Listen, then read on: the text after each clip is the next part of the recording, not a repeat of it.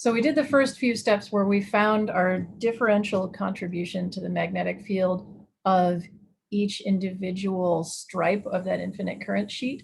And now we're going to try to actually evaluate that integral. The first step to that was making a symmetry argument. The second step is actually evaluating the integral. We're going to use trig substitution. Then we put in an appropriate dy prime and some bounds that are on alpha instead of on y prime, because we're going to integrate over an angle alpha. And then the integral turns out to be much easier. So stopping sharing and going to my whiteboard view, whiteboard cam. First thing I got to do is write down dh again. So that was this thing. On the bottom, we got a 2 pi, and then we got x squared plus y minus y prime squared. So far, so good. Now, there are two ways to think about the symmetry argument, but because we have the mathematical form here, there's a really obvious way to think about it. In the top of this dh, we have a y minus y prime times a hat x. We don't have anything that depends on y prime in a hat y. Over here, if I choose y prime equals some number, let's say 3, I can always choose another y prime that's equal to minus 3, and these a hat x terms will cancel out. No matter where I choose y, I can choose y prime to be y plus 3 and y minus 3 and cancel out the x component of dh. So only the y component of dh is going to contribute. That is my symmetry argument. The end. You can also make this symmetry argument by drawing a diagram. It's the same answer in the end, and that is that although one, let's see, here we go. So in this picture, this is y, this is z, and x is into the board. Yeah, z cross x, no, x is out of the board because z cross x should be y. So this current source that's offset from the origin by a little bit, if I choose a point at some location, like over here, there will be an out of the board component because my magnetic field due to this current source circulates around it in 3D using the grab the wire idea, right? In general, if you put your thumb along the direction of current, your fingers wrap around in the direction that the magnetic field is pointing. So my current's pointing this way. So over here, this current source does contribute an x-directed magnetic field component, but I can always choose another current source over here that contributes a negative x-directed magnetic field component because it's plus x directed on this side and it's minus x directed on this side because it's circulating around the wire. So both of these two arguments are the same. I can do the mathematical argument by saying that the y prime values cancel each other, or I can do the geometric argument by saying that I can always choose an oppositely located line source to cancel out the x component. I cannot similarly cancel out the y component because on this side of the sheet, the y component of the magnetic field of all of the line sources points this way. And on the back side of the sheet, the y component always points that way.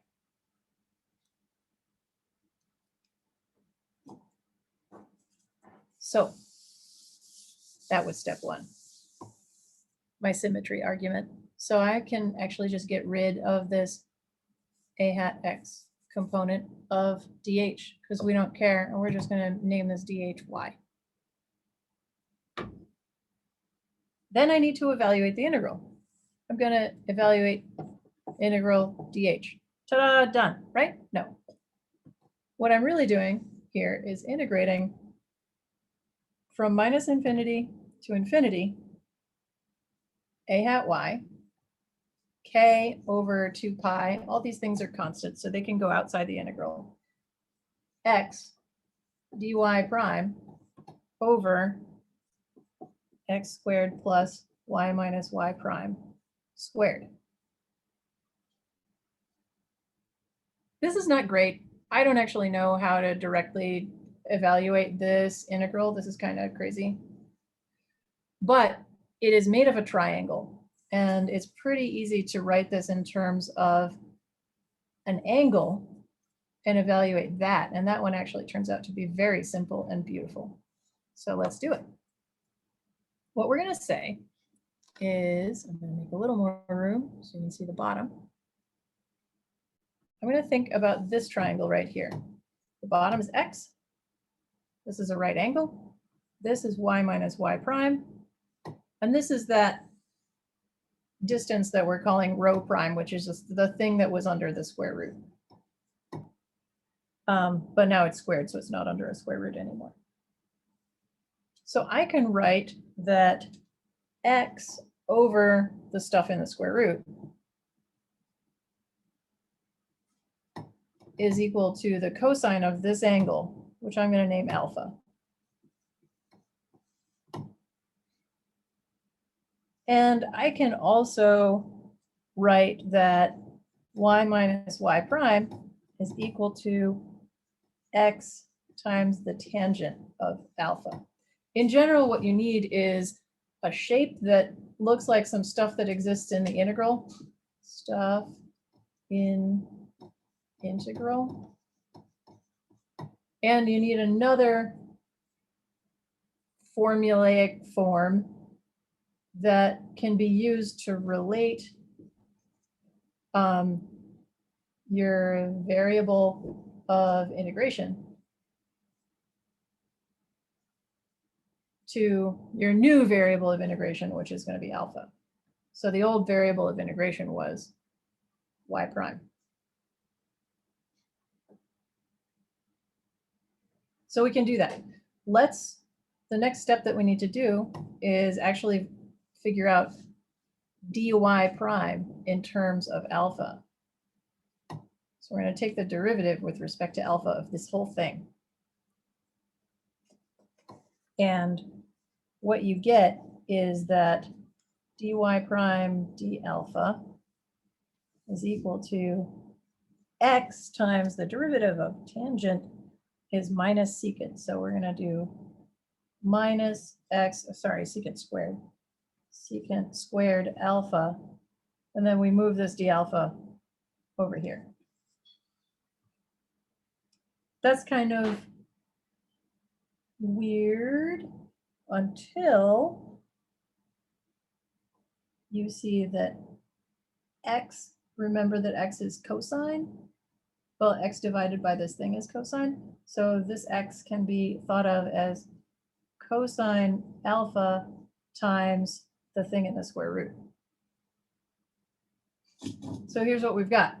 We've got one factor of the square root thing and x taken care of by this cosine alpha. And this thing can be thought of as cosine alpha times the square root thing. And secant squared is 1 over, sorry, secant is 1 over cosine.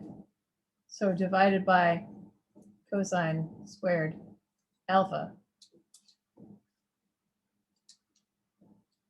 And then we got a d alpha.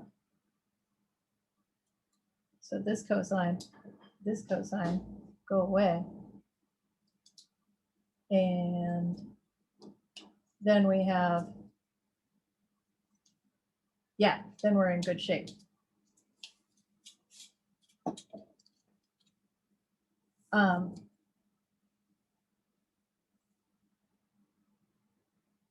Yep, okay. So here's how we do this. I need to make some space. So hopefully, actually, I think I can do it up here. What I've got is this integral. I'm not going to worry about the bounds or the constants. I'm just going to write a big C on the front up here. And then I have x over square root stuff. That's going to be cosine alpha. Then I have dy prime over square root stuff. Dy prime over square root stuff. So this is cosine alpha.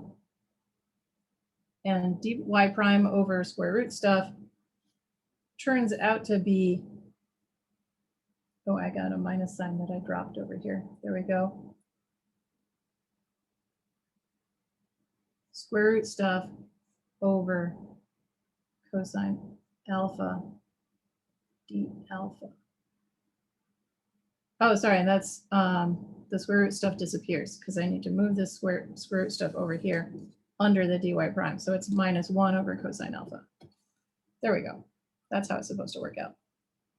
So after all of this wild substitution stuff, I have that dy prime over the stuff in the square root is minus 1 over cosine alpha. X over the stuff in the square root is cosine alpha. So, oh, and dy prime also includes d alpha. So then what I'm actually doing is just integrating minus d alpha. And what are the appropriate bounds of alpha? They are from y prime was varying from minus infinity to infinity. And taking a look down here again at this triangle, if we let y prime go to infinity, alpha goes to 90 degrees. If we let y prime go to minus infinity, alpha goes to minus 90 degrees. Actually, it's the other way around. So yeah,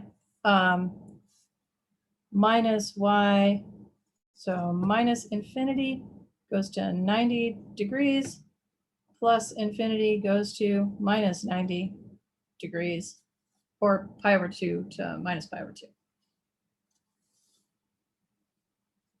So my bounds are flipped because of the minus sign. I really should.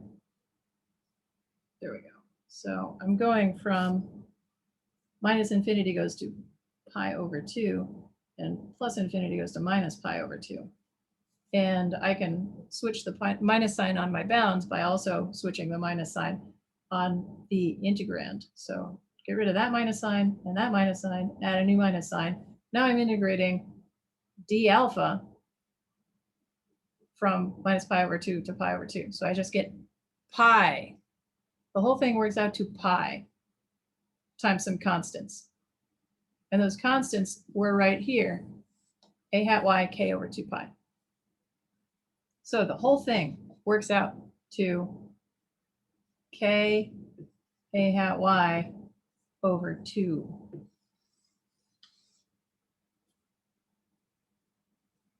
That was a lot, but I hope it was worth it in the end.